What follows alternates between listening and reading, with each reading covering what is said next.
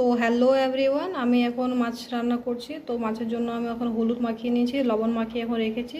তারপর মাছটাকে ভাজবো, দেখতে থাকো ভিডিওটা। এদিকে দেখো আমার তেলটা গরম হয়ে গেছে। তো তেলটা গরম হয়ে গেছে, একটা একটা করে মাছ আমি ছেড়ে দেবো এখন।